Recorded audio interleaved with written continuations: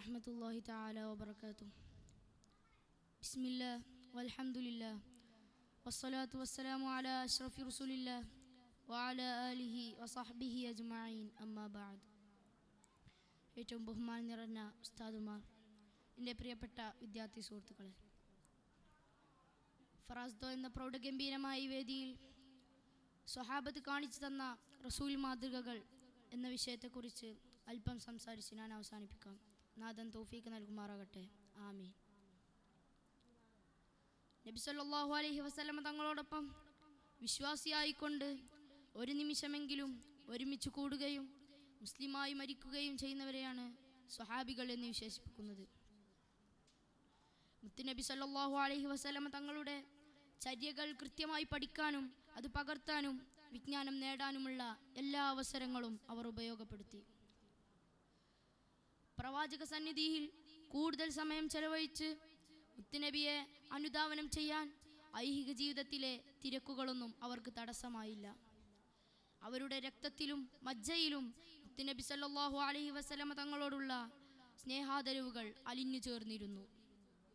മുത്തുനബി സല്ലല്ലാഹു അലൈഹി വസല്ലമ തങ്ങളോടുള്ള സ്നേഹവും അനുസരണയും ചര്യകളും സ്വഹാബികളിൽ നിന്ന് താബിഉകളിലൂടെ കൈമാറിയാണ് നമ്മുടെ ഇമാമുകൾ ഉസ്താദുമാർ നമുക്ക് ആ തിരുചര്യ പകർന്നു നൽകുന്നത്.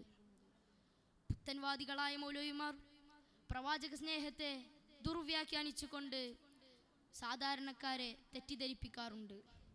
പ്രവാചക സ്നേഹം എന്നാൽ മുത്തുനബി സല്ലല്ലാഹു അലൈഹി വസല്ലമ തങ്ങളുടെ സുന്നത്തുകൾ അനുഷ്ഠിക്കൽ മാത്രമാണ്.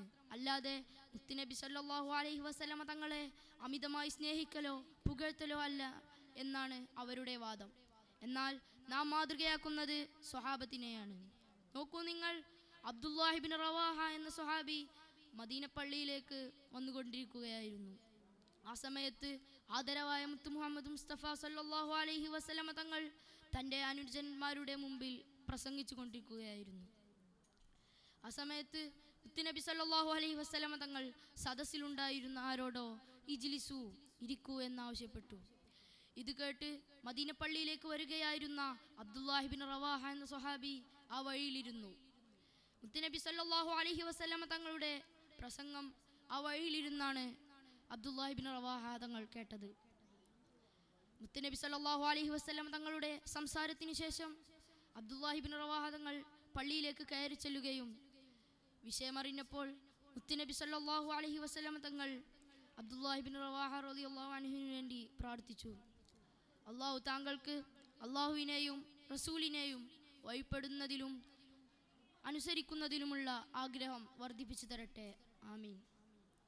നോക്കൂ, ഇവിടെ നാം കണ്ടത് സ്വഹാബത്തിന് മുത്തുനബി സല്ലല്ലാഹു അലൈഹി വസല്ലമ തങ്ങളോടുള്ള സ്നേഹമാണ്, പ്രവാചകനോടുള്ള അനുസരണയാണ്.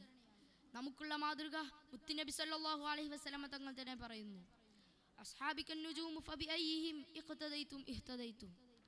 എൻ്റെ സ്വഹാബത്ത് നക്ഷത്രതുല്യരാണ്, അവരിൽ ആരെ പിൻപറ്റിയാലും നിങ്ങൾ സന്മാർഗത്തിലാണ്.